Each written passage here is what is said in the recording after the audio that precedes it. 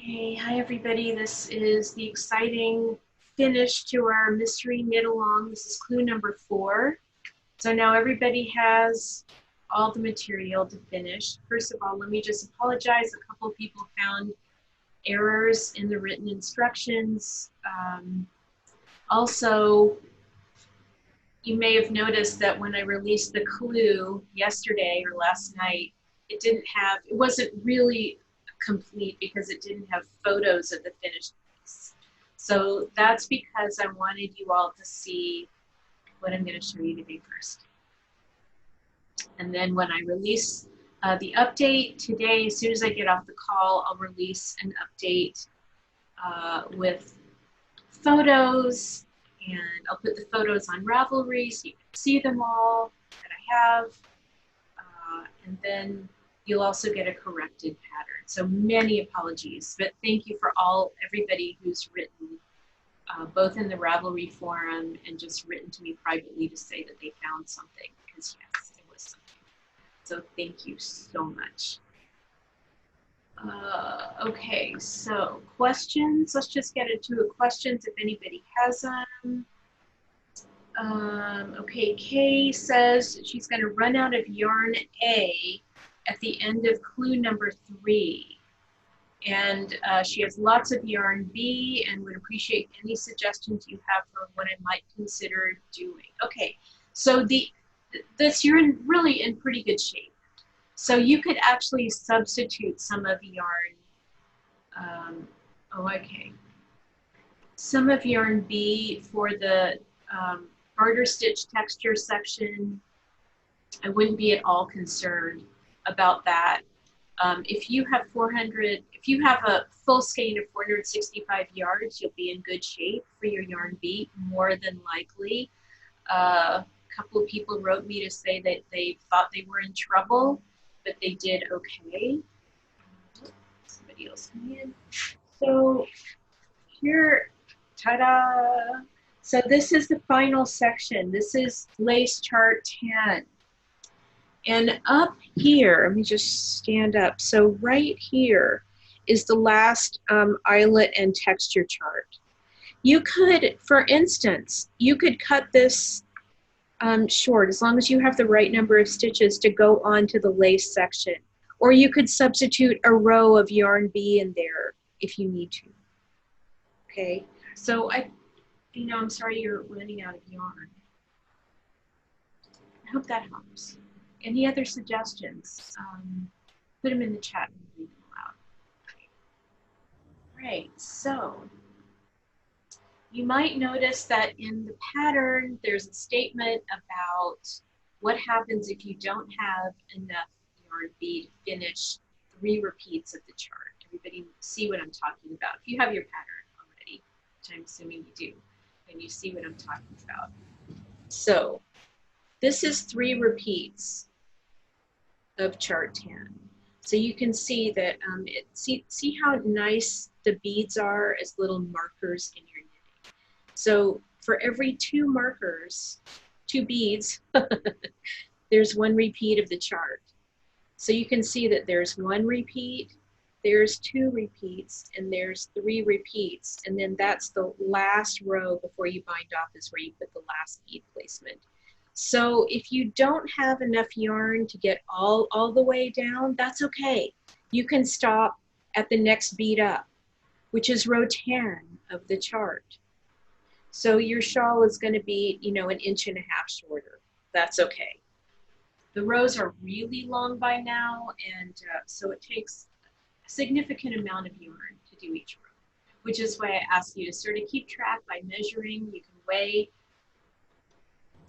Most people are reporting that they're using about 1 gram of yarn per row at that point. So just to let you know, if that's what you're getting.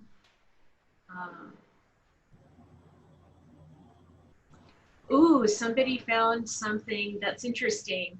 So I did put an optional beaded bind off in clues 1 through 3, and then I took it out of the pattern. So there is no longer that. Now I just have that. And you can see what it does. Sometimes things happen in their own time and in their own way. And if you're a designer, if you design things, I'm sure you know what I'm talking about. And when I got down here, I was fully intending to do that beaded bind off. But then I got down here and I realized that it would be much more elegant to just do what I did. Okay, so let me just say that if anybody here, and this kind of goes without saying, you know, for those of you that know me or have taken my classes, you know full well that I love it. I am extremely honored when people take my patterns and they do their own thing. So please feel free to do your own thing.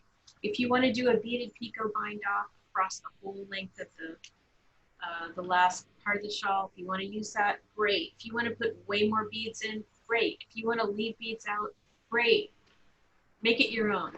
That's my motto. Okay. Oh, and Donna, who test knit this piece, actually did a beaded picot bind off across the bottom. So let me see, Donna, where are you? Can you wave? Donna, where are you? We don't see you right now. I came on late. Bright pink shirt. There you are. Yeah. Hold on. I'm going to spotlight you. There you are. Okay, so here's mine. Okay, hold it still, hold it still. Okay. I got, the fan is blowing on it. Can you see it okay? A little bit higher. Yes, yes, beautiful. Okay, there we go. Okay, there's that beautiful beaded picot. So if that does it for you, please feel free to do it.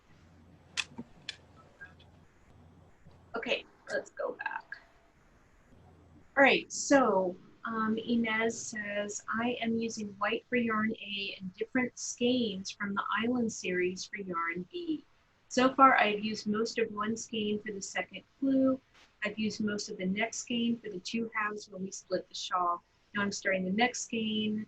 Okay, I also put one repeat from clue one. We'll do a few more in white, then another color bead. Do you have your shawl with you today? Okay, let's go back. Are you there? Wave. Hello?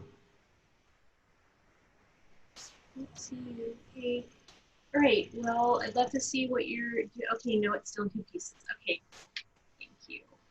All right. So let's go back. Here we go. Here I am again. Woo. Okay. So you might notice that I have my trusty little body double here. Hello. So let me just show you what I'm going to show you here.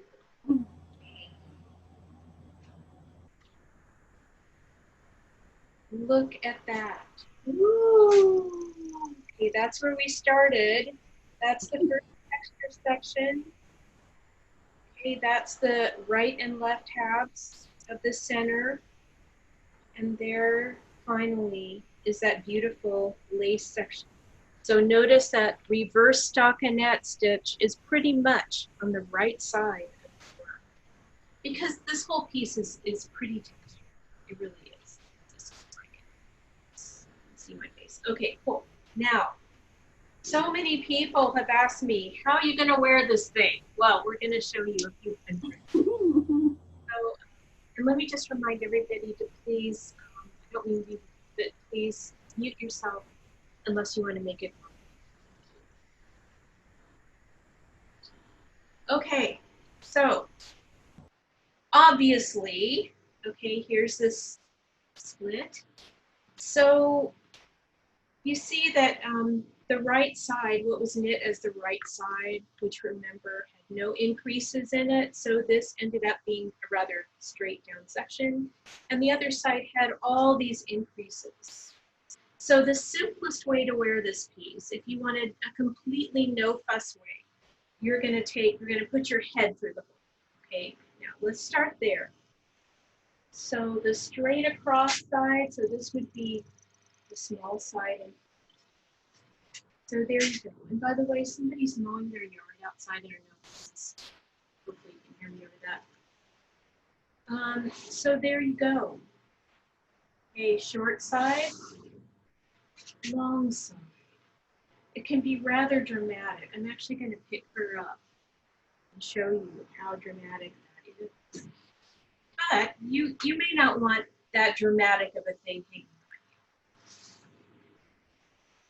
Okay. So, but starting there, pure and simple, and then we're going to get crazy. Okay, the other way, simple way, is to put the big side in front. Okay, so now straighten up a little bit. There we go. Okay, so notice now that you have a big diagonal going across your front.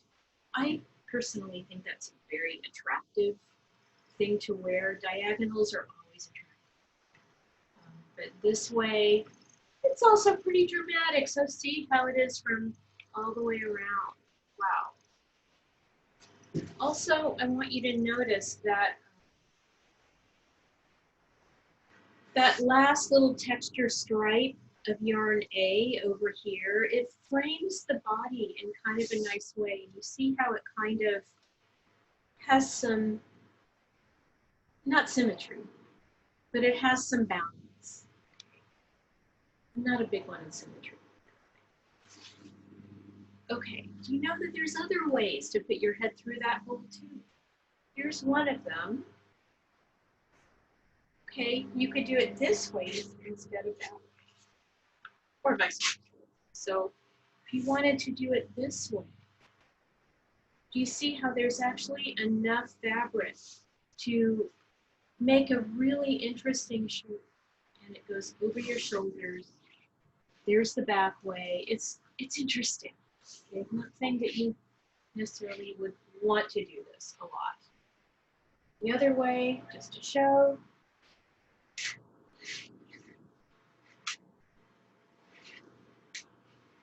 Kind of straight. I have a fan blowing on me too. It's in the attic. It's kind of out here. So you see it blowing, that's why. Okay, so let's kind of start here. I'm going to bring the screen down just a little bit. So for me, okay, this is for me. Me and my body here.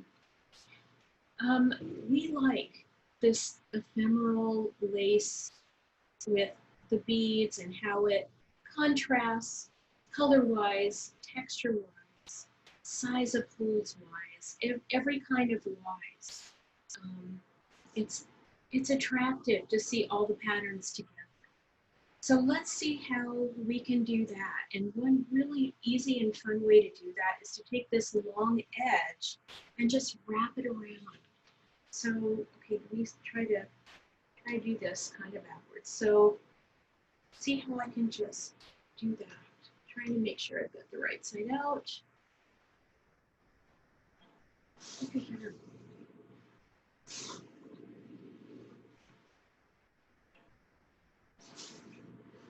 What do you think? Do you see how the transposition of all the different colors and textures, and each one is going to be completely different and wonderful. Can't wait to see what you all come with. Okay, now let's deconstruct so you remember. That was just one little wrap. This thing was put on sideways with the short right side over here and the long left side over here, okay? Now, remember that that was, okay, I took this and I wrapped around the back. What if I take it and wrap it around the front? Let's see what happens. And I honestly don't know what's going to happen.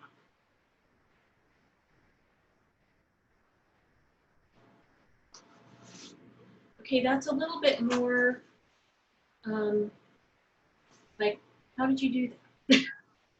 Okay, and you see how I can kind of sort of unwrap it a little bit, wrap it back. There's so much fabric that you can literally, okay, somebody has a comment.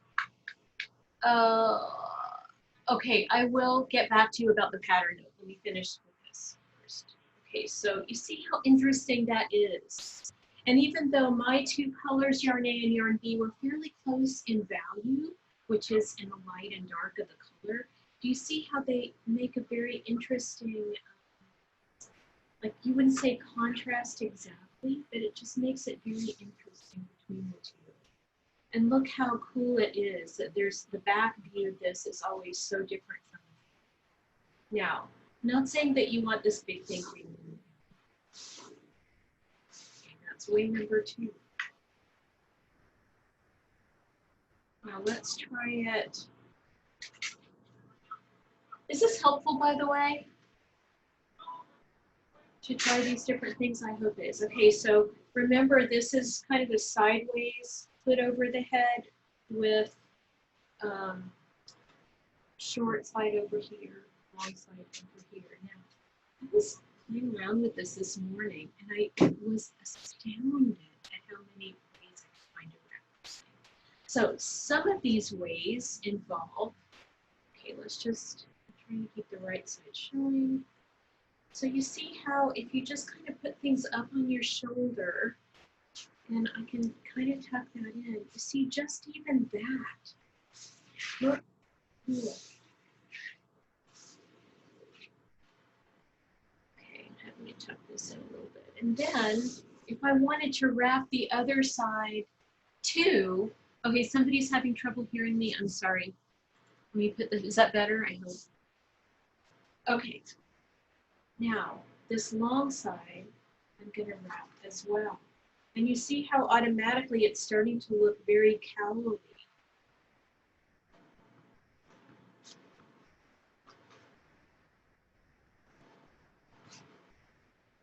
Yeah, come on you. It doesn't have to be perfect. But you see how all the colors and textures are just starting to get really interesting. Just really interesting. You kind of don't know what you're going to get. As a matter of fact, when you start wrapping, you can just keep wrapping. There's literally hundreds of ways to wrap this thing. Okay, let me just show you a few more. So you know how that was all, those all started with the hole through the head. We're going to do one more. Let's do one more with the hole through the head. Let's do the way that everybody kind of wants to put it on. Yep, I put it on inside out. This way. Okay. Just even from here, and you know you have this big tail over here, you've got this tail over here. How easy is it to just do wrap, just making sure that I have the right side facing out. Do another wrap. Notice that the lace is kind of beautiful no matter what you do with it. Okay. Look at that. Always interesting. If you don't like that tail, look what you can do. There's the hole. You can just tuck it in the hole. Done. A little bit neater now, perhaps. Isn't that cool? Oh, somebody wants to see it on me. Okay. All right. But first, I'm going to show you one more thing. And that is, so with the slit here, it's an automatic place to fold it.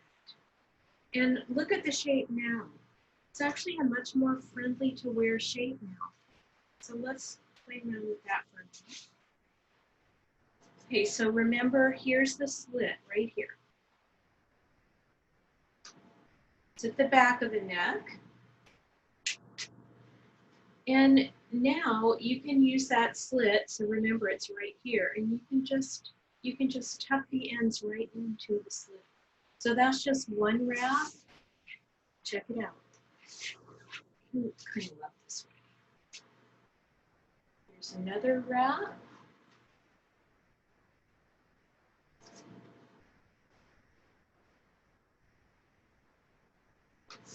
I'm not being particularly careful at all.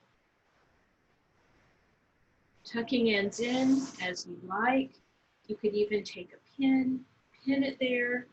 You could circulate it for different looks, different ways.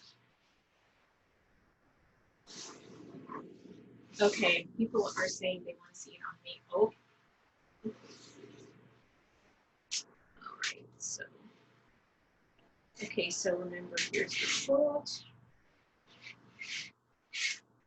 Here's the folded piece. Let's try it the other way.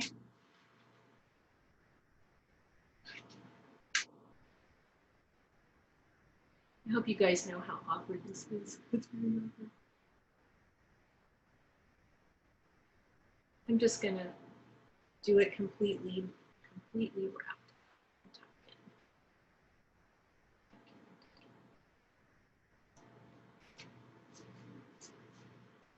Completely tucked.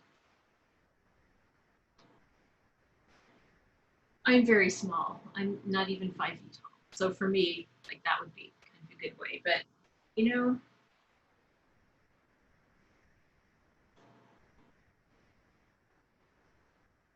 and here it is like that.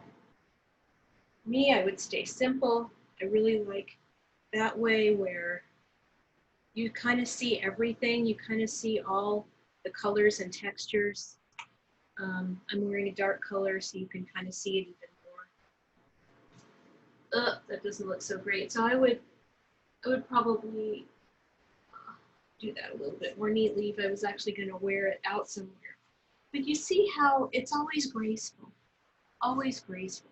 So I encourage you to try different things. I think you're going to be really happy and excited when you get your piece done and blocked. And I personally just cannot wait to see everybody's piece.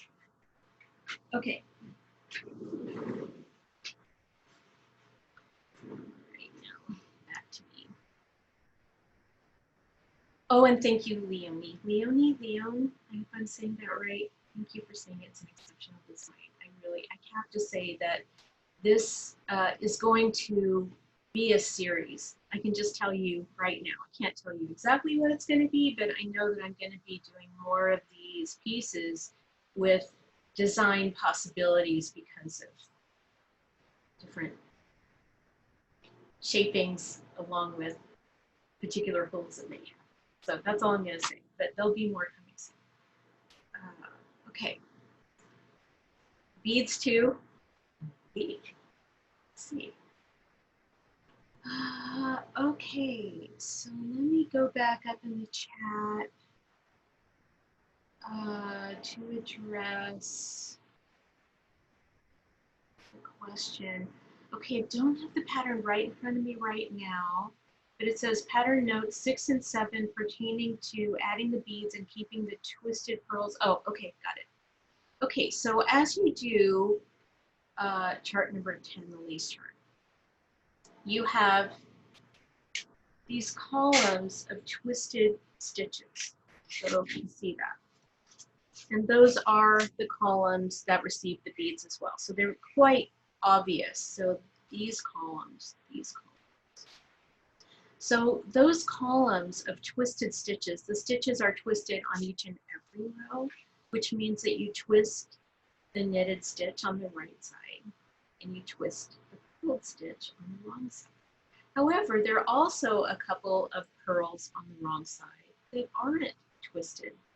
So how do you keep track of which is which? And this was actually something that Donna, thank you, said that she was doing and that really helped her. And she said that she put a stitch marker, a removable stitch marker, and just hooked it on those twisted purl stitches so you can immediately nail them when you're going across your wrong side row and everything kind of looks the same. And you can say, okay, these are the stitches that need to be twisted or knitted in the back. So I hope that helps.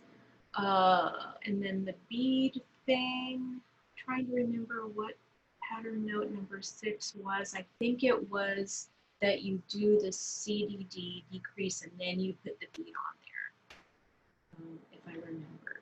So CDD is a really wonderful decrease. It decreases from 3 stitches into 1, so you decrease 2 stitches. And it leaves one central stitch with the other 2 stitches sort of hiding behind it. So you end up with this 1 stitch in front, and it's a perfect place to set a bead.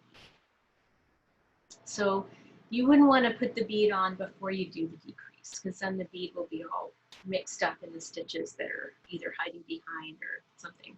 So what I do, and I wasn't really set up today so much to demonstrate that for you, but I can, because I promised I'm going to come out with a YouTube video on beading. I will do that. And I will show you how to do that too, but I'll just walk you through and describe it for you. So you're going to do a CDD, or centered double decrease. And the way you do it is you start by putting your needle through 2 stitches as if to knit 2 together. So you're going to put them together knitwise through the 2 stitches, slide them off the needle, or I think you're going to be sliding off the needle. And then you knit the next stitch regularly, and then you pass those 2 slip stitches over the knitted stitch. Done. It's not a complicated decrease, but if you haven't done it before, it's nice to see it going on. And then after you do that, you have 1 stitch, you have the stitch, that's the 1 decrease stitch, and you have it over here on your left needle, or I guess for you it's your left needle. And then what I do, because I'm right-handed, is I'll transfer that stitch back to my right needle just for a second. Sorry, back to my left needle, put the bead on, and then put it back. It just takes a second, and with practice it gets really fast. Those of you who use a dental floss threader or a wire to place your bead, you don't have to transfer your stitch. You can just do it from wherever you are. So I hope that helps. Hope that helps. Oh, Michelle, thank you. Michelle is sort of my comrade in crime here. Michelle, who owns Pearl and Pines. Okay, any other questions for now? Forever. Just want to remind you that my Ravelry forum is going strong. So I check it several times a day. So you're more likely to get a response from either me or Beth, my moderator, pretty much right away. Post something, and then everybody else can have the benefit of it too. So if you have a suggestion, a complaint, an error, I hope there are no more of those. But whatever you have, it's really nice to see it in the forum. I think that's pretty much, oh, we have a giveaway. Okay, let's see, there are 55 of us today, yes. So I'm gonna go over to my random number generator. Where are you? Cool. Okay, generate. Number 15. So I believe last time we went top down. So this time I'm going to go bottom up and count 15. So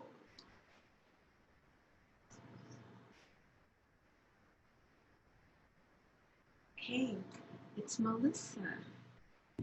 Melissa Hunt. Hey, sweetie.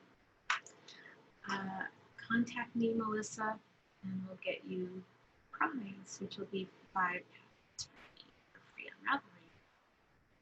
Yay. Okay. All right. Oh, thank you, Kay. You're asking, do you maintain an email list to send out announcements about new patterns, etc.? I most definitely do. You can find that on my website, which is SylviaHarding.com. You can also find where I'm teaching next. There are a few dates of both virtual and next year in person. I also just want to mention that I'm putting together virtual retreats for this fall.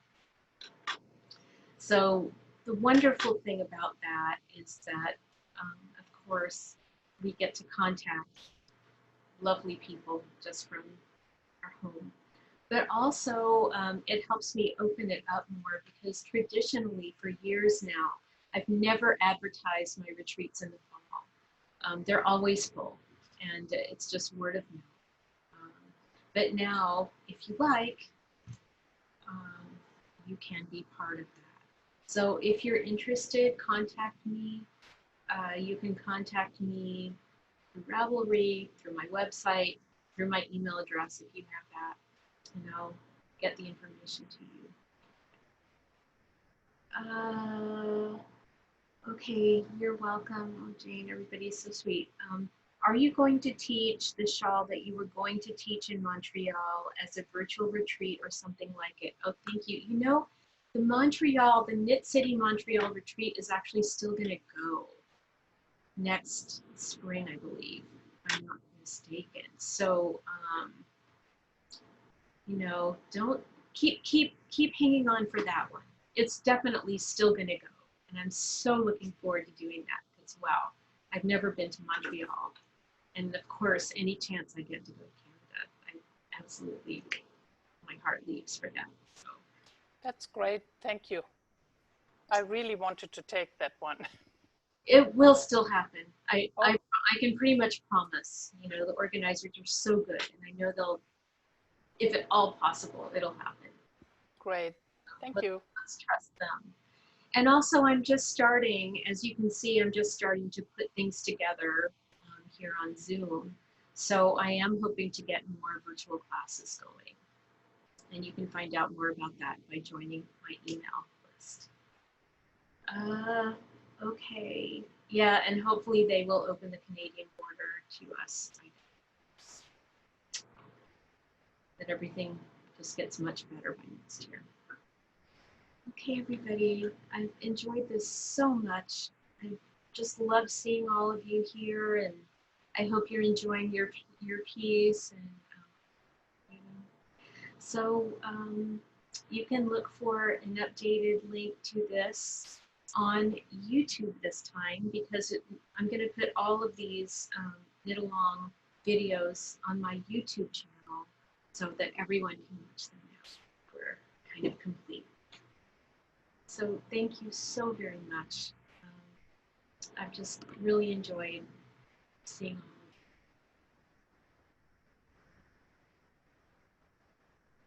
you. Thank you for your sweet comments, everybody. Okay. All right. More coming. That's a promise. Be safe, everybody. Be well.